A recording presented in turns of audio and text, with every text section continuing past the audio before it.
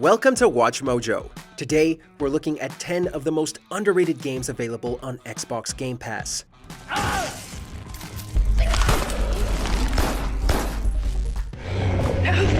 Suit. Light. Almost gone.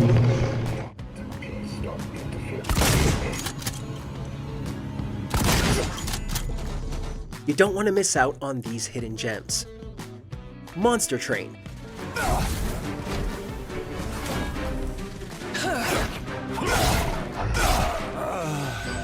As the name would suggest, this game takes place on a train full of monsters, and it's your job to stop them by ascending the train's 4 floors and reaching a mysterious artifact called a pyre at the top.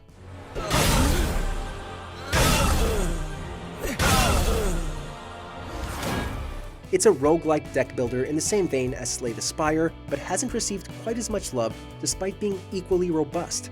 The gameplay loop won't take you too long to complete, but as you slowly build up your deck and learn the mechanics, you'll find yourself pulled back to Monster Train time and time again.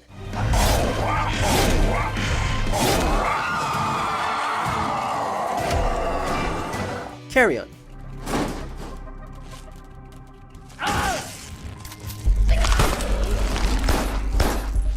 A horror game with a twist, Carrion is a short indie title that flips the genre on its head. You're not running away from the monster now, you are the monster. You start off as a little ball of red tentacles and, as you consume human victims, grow to an extreme size.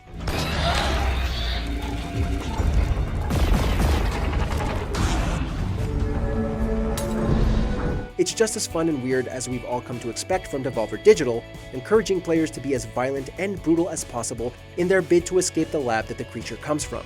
Taking inspiration from classic pulp horror movies, Carrion is a great concept that doesn't overstay its welcome.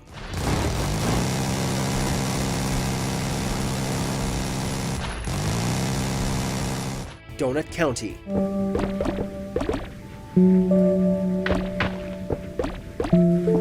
Have you ever wanted to be a hole in the ground?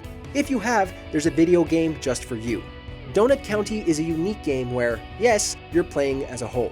The hole travels around and slowly grows with the more stuff it consumes. The trick is that you need to find appropriately sized objects that the hole can consume while it keeps expanding, eventually destroying everything on the screen.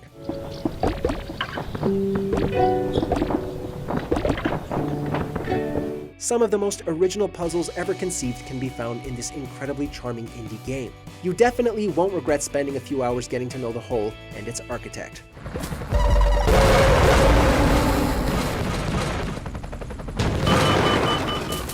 Narita Boy.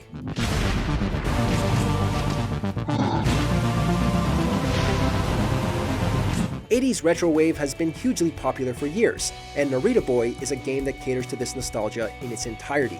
You're sucked into the fictional video game Narita Boy, learning about the game's enigmatic creator while fighting the creatures that occupy its VHS-style landscape.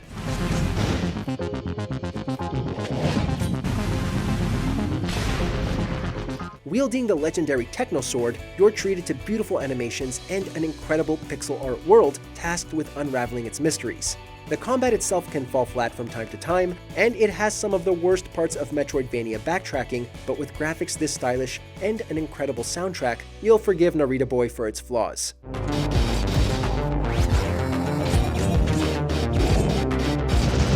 The Medium. You're him. Richard. I'm what's left of him. The bleeding wound. The sand drying on the stump. One of the first big Microsoft exclusives to drop during the lifespan of the Xbox Series consoles, The Medium has gone sorely underappreciated since its release in early 2021. Developed by Bloober Team, which is quickly becoming one of the biggest names in the horror genre, The Medium sees players travel between 2 different worlds, the real world and spirit world, simultaneously as a spirit medium named Marianne. Suit. Light. Almost gone. It's definitely a solid horror game that you'll want to check out if that's your thing, especially since it's going to be available on Game Pass probably indefinitely. It may not be a system seller, but if you have Game Pass already, there's no reason not to give it a shot.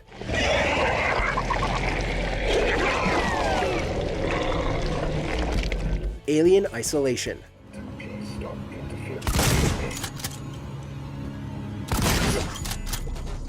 One of the best survival horror games of the modern era seems to have, somehow, been completely forgotten by a lot of people. This was Lightning in a Bottle, an enormous AAA horror game based on an existing media property that actually turned out to be outstanding. Rip, about to rain on the parade. Something's up with the androids.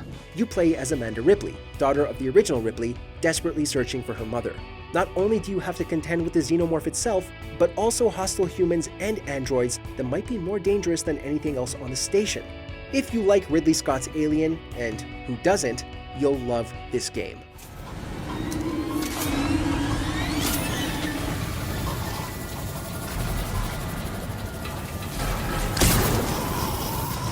Moonlighter.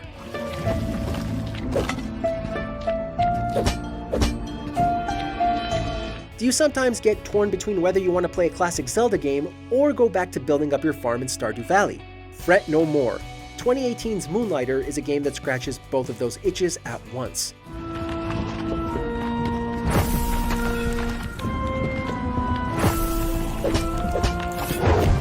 The game's conceit is that you're operating a small shop and you need to venture into dangerous dungeons to collect resources to craft items to sell. Along the way, you'll get to know the villagers and help them out. But despite these different genres, Moonlighter isn't divided at all. It knows exactly what it wants to be, exactly what its appeal is, and who it's been made for.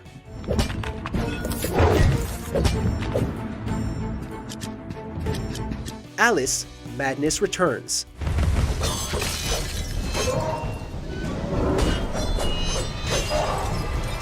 The long-awaited sequel to American McGee's Alice, Madness Returns was a worthy successor. Lewis Carroll's Alice in Wonderland has been adapted to death, but this venture was still able to provide a fresh, engaging, and satisfyingly dark take on the old story. Why not season your own pig parts? Matter of priorities. My alabaster skin needs protection from the disgusting creatures running amok amidst the environs. Now an adult, Alice Liddell is trying to live a normal life, but her childhood trauma keeps pulling her back to Wonderland, which is under siege from an infernal train. And to make checking out this action platformer even more compelling, when you download it on Game Pass, you'll actually get the original game thrown in too. This railroad's a bloody shambles.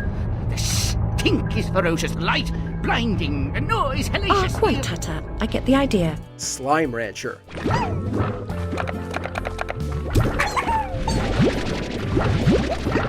A farming simulator with a twist. While you can grow fruits and vegetables, you'll spend most of your time breeding the titular globs of slime. To acquire slimes, you have to travel into the surrounding areas and suck up wild slimes with your high-tech vacuum cleaner, bringing them back to your farm.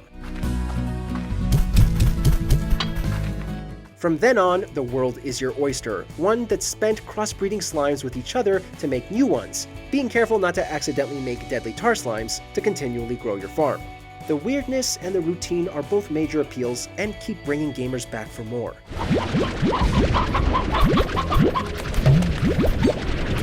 Before we unveil our top pick, here are a few honorable mentions. Spiritfarer. In this gorgeous indie game, it's your job to ferry souls to the afterlife.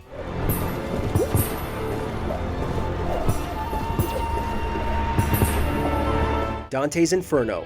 It may be a God of War clone, but it's the best one you can play on an Xbox.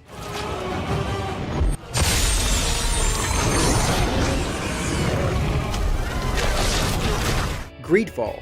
Its controls might be janky, but there's a solid ARPG underneath them.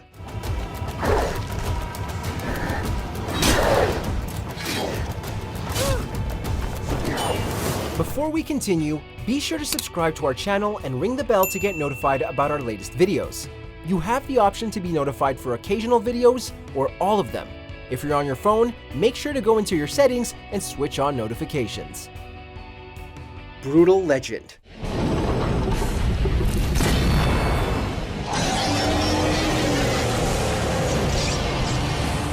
Tim Schafer has been a big name in video games for a long time, and incidentally, his classic adventure game Grim Fandango is also on Game Pass, but Brutal Legend has been sorely underappreciated since its release. The hype around its all-star cast died pretty quickly, despite the fact that it's a great game. Yes! Taste that! That's rock! How you like the flavor?